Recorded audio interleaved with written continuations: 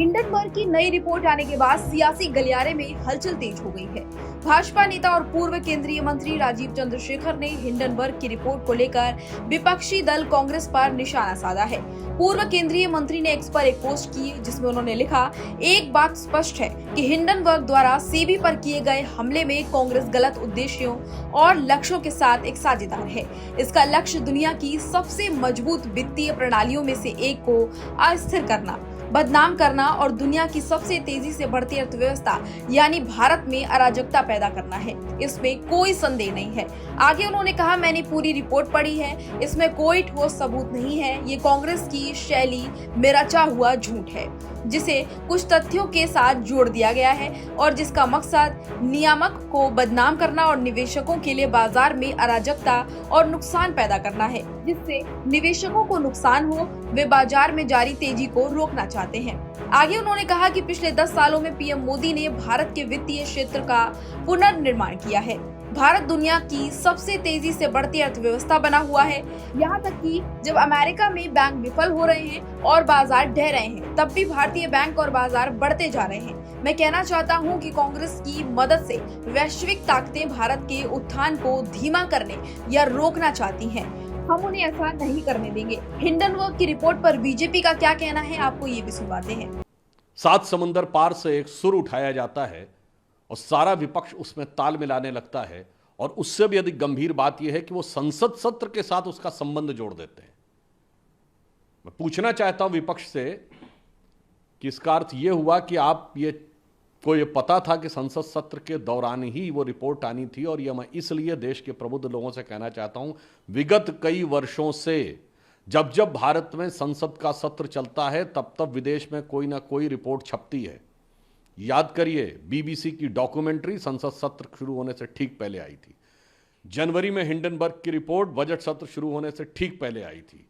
कभी religious freedom की report आती है, कभी किसानों को लेकर कमेंट आता है विदेश से, तो कभी ग्रेटा थनबर्ग का स्टेटमेंट। ये सारे सीक्वेंस जाके देख लीजिएगा, संसद सत्र के दौरान ही आते हैं। और आज बरबस विपक्ष ने जब संसद सत्र का विषय उठाया तो ये और साफ हो गया कि इसका मतलब ये संदेह बहुत गहरा हो जाता है कि सीमा पार से विपक्ष के कुछ ऐसे तार जुड़े हुए हैं कि भारत के हर संसद सत्र के दौरान एक अव्यवस्था का वातावरण उत्पन्न किया जाए।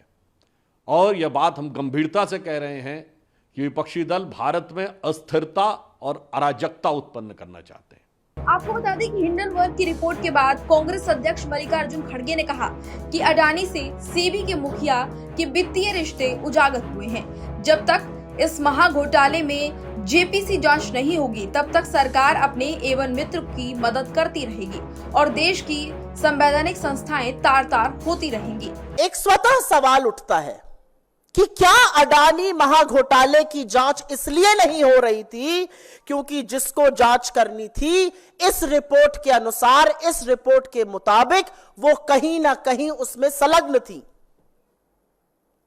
उच्चतम न्यायालय बार बार निवेश की जानकारी मांगता था, सेबी बार बार इधर उधर बगले झांकता था। सेबी ने तो यह तक कह दिया था, we have drawn a blank, हमें कुछ मिल ही नहीं रहा है।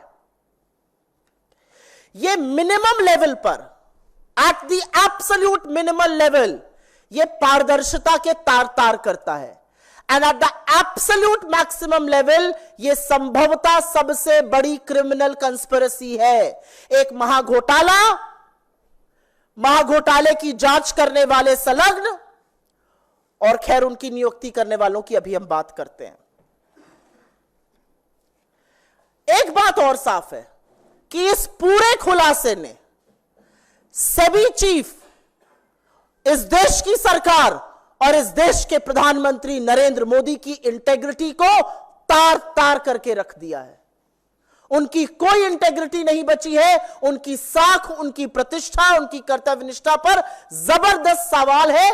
वो कटघरे के घेरे में आज खड़े हुए हैं और यह पूरा समझ में आता है कि परम मित्र को बचाने के लिए बड़ी साजिश रची गई है। यहां दाल में काला नहीं है, यहां पूरी की पूरी दाल ही काली है।